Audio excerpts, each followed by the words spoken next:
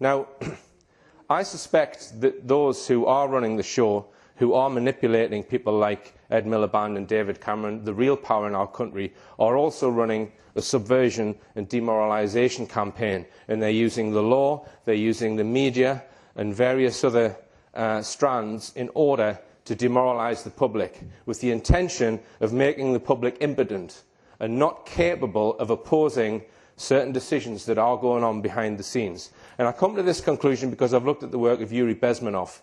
Bezmenov was a former KGB agent who defected to the West in the 1980s, and he gave lectures on how Soviet Union were trying to demoralise their population in order to subvert and destabilise them so that they can be steered in any direction, right?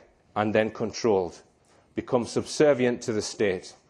And you've only got to look at his subversion chart to see so many striking similarities between what's going on in Britain today and what they were doing in Soviet Russia. So I'm going to just give a few quick examples. In education, he said that we need to create permissiveness, which is a lack of rules, resulting in ignorance. In the media, monopolise and manipulate it to create an uninformed myopia. Myopia meaning you're not able to see the big picture. I think we've definitely got an uninformed myopia on the Madeleine McCann case because the media has been manipulated and monopolised. All the proof of that is in my documentaries. But that's not the only subject where we have a manipulated media. The London bombings, 9/11, the list is endless. And we do have an uninformed myopia, anyone who believes what they read in tabloid newspapers. So there's another example of where Yuri Bezmenov's chart is lining up with what's going on in Britain today. In culture, create false heroes and role models. Pop idol, Premier League footballers. On every poster that you come past is Premier League footballers. Are they really the heroes of today? They're false heroes and role models. Okay, now, in the area of life, I'm going to drill down into this area, family and society, break it up in order to create loyalty to the state. Now, I think in Western democracies, it's not just loyalty to the state, I think there's loyalty to corporations as well, because they're promoting consumerist materialism. They're trying to get people to overconsume, which ties into this one here, of health, create junk food, and then ending up with enfeebled masses. You've just got to look around you to realise that people are not living healthy lifestyles and ask the question, is that a manipulation or is it by accident? I say it's by manipulation. So let's just look at these areas of breaking up the family and breaking up society. Just imagine that society is this wall and you are one brick in it. We're all functioning together as a society. This is what they were trying to do in Soviet Russia. Demoralise you, make you feel isolated. Now, if you're going to chop that wall up, one way of doing it is to identify certain groups of people and then make the rest of society detest them or hate them. So this is what they're doing. They're identifying particular groups in society and they're producing television documentaries in order to get people to hate them. Now, let's just say that these green blocks represent people on benefits. I showed this clip in my last talk. I'm going to show it again. What is the psychological effect of this type of documentary? Julie and Vinny Bienvenue are also experts on life on the dole. I need a bit. No. I really need a bit. Yeah, I need a bit. These newlyweds are part of Britain's record number of long-term unemployed. No work for more than 6 years. And their only hard graft is working the system. People find it easier to live off the government because they get most of the things paid for them. And yeah, it is easy doing that. And then you got people that don't want to work and can't be asked, and they find it easy to claim benefit. And I don't know how they justify that.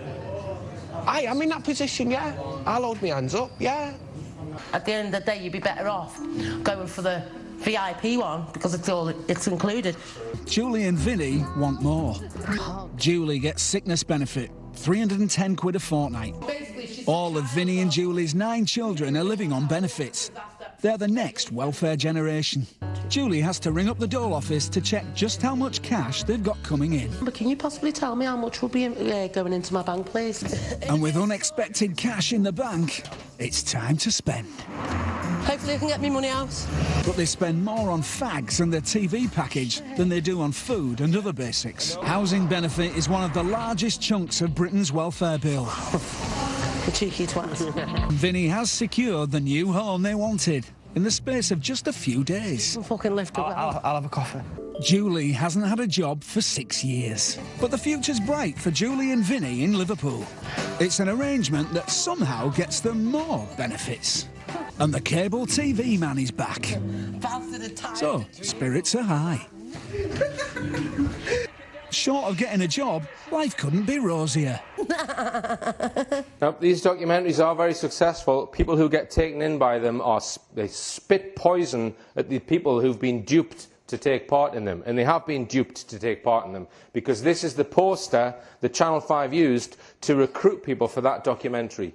What is life really like on benefits? Channel 5 is making a new documentary series looking at what life is really like when you live on benefits. We are offering individuals and families the opportunity to speak about their personal experiences.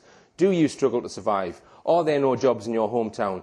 Do you think the system is generous enough? This was actually on a wall in a pub in Merthyr Tydfil.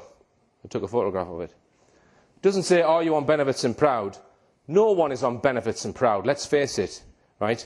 So these documentaries, they're not exposés of people who are working the system. They're there to make you hate a large section of the population in order to demoralise. I mean, you've just got to go into the news agents any day and you'll see benefit bashing stories. I blow my benefits on baby spray tans. Is that really the exposé of someone who's abusing their benefits? I don't think so. There's an ulterior motive.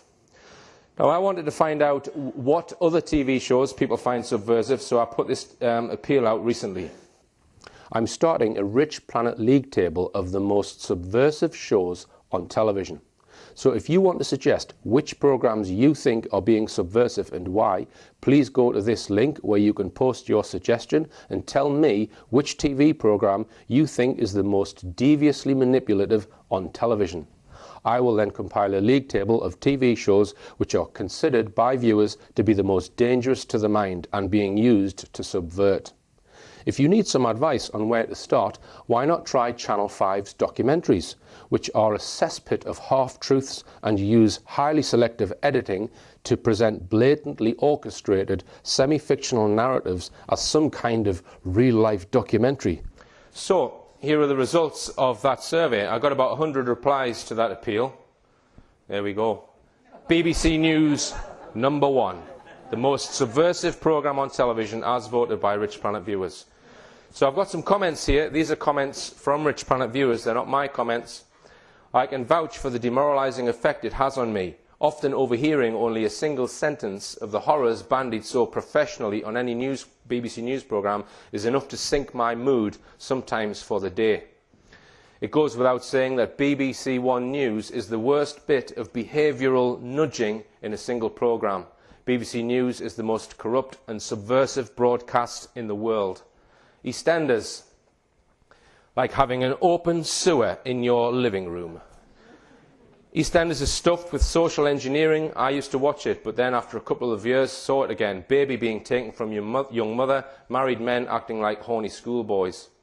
It demoralises the population to make them think that this is how most people live, or the younger generation, to implant the belief that security and stability aren't a part of the family anymore.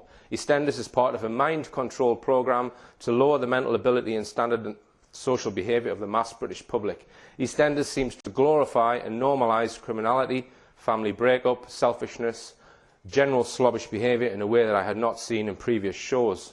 EastEnders is where it all started to change, and I have no doubt that the now deplorable BBC is complicit in the deliberate subversion of society. The BBC as a whole now seems to be a massive and expensive instrument of mind control. Coronation Street was quite light and fun in the late 1980s, but then seemed to turn nasty as well. The millions of people who watch this sort of drivel are being subtly mind controlled over decades to accept the sorts of behaviour which in the long term can only be detrimental to society as a whole. And due to the early evening scheduling, children have grown up thinking this sort of thing is normal. Now, I've not mentioned children's programmes, but obviously they do influence young people's minds. One guy voted for Peppa Pig. I didn't even know what it was. so I haven't got kids. Now, he said, I nominate Peppa Pig. It targets the very young and impressionable. Its creators are supported by Channel 5 and Nick Jr. So I didn't know what it was, so I thought, well, let's find out. I'm Peppa Pig. This is my little brother George. This is Mummy Pig. And this is Daddy Pig. All right, that's enough of that. Right. Now, and he goes on to say, it promotes an attitude towards Daddy as silly, or makes out Daddy as incompetent at most things, primarily from Peppa, the daughter. This, I believe, eats at the true foundations of the relationship capabilities of father and daughter. I've had my daughter quote Peppa, belittling me for no reason, but with true conviction. It was teaching her and all little girls that their fathers aren't really that clever, always make mistakes, and generally are not a good choice for advice. It breaks that subconscious connection between father and daughter. So this is a guy who's really annoyed at these programmes because it breaks his subconscious connection between him and his 3-year-old daughter. And here are some examples. Gosh! Daddy Pig! You've had this book out for 10 years! Naughty Daddy! Sorry, Miss Rabbit. Daddy, we don't want to get lost. Are we lost? Yes. Well, I can run as far as you like. But Daddy, you can hardly run at all. And you must remember to bring your book back too, Daddy Pig. I'll make sure Daddy remembers. What if I practice eating today, then practice running tomorrow? No, Daddy. You need to practice running now. Silly Daddy. That's just a drawing. Poor Daddy. Having to go to work. Oh, poor Daddy. Come on, let's play. We've lost our engine. Lost your engine? Yes. It's completely disappeared. I'd like to help, but I don't know a thing about engines. I'm probably just being silly, but this looks a bit like an engine. Ah, yes. Where shall I put Delphine's luggage? In my room, at the very top of the house. Oh. Did you get the envelope? He can't hear you, Daddy. He's on television. Oh, yes, of course. It's a walking, talking snowman. Oh, it's just Daddy. So this has sold 7.5 million DVDs in the UK. It goes out in 180 countries. And it's certainly affected one father's relationship with his 3-year-old daughter.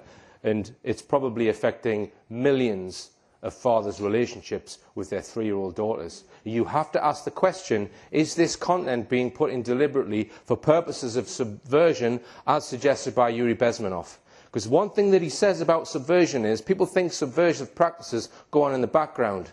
No, no. They're always in your face, subversion. It's always in your face. Okay? I would suggest that is subversive. Highly damaging, in my opinion. Okay, now we come on to Operation U-Tree, which is another can of worms. I don't know whether this was an attempt to arrest and charge genuine abusers, or whether it was a psychological operation from word go. But you have to agree that the newspaper headlines from this were sensationalizing it, right? Because the overriding thing that came from the media with these stories, not just Rolf Harris, other people as well, is you can't trust anyone now. You can't even trust Rolf Harris. That's the message it's sending out. Now, that wall that I had up earlier on, where the people are bricks, the cement in there is trust. That's what the cement is. Trust is what holds families together and society together. And stories like that break down trust. And you have to ask the question, is that being put out deliberately to break down trust as part of a Soviet-style subversion technique?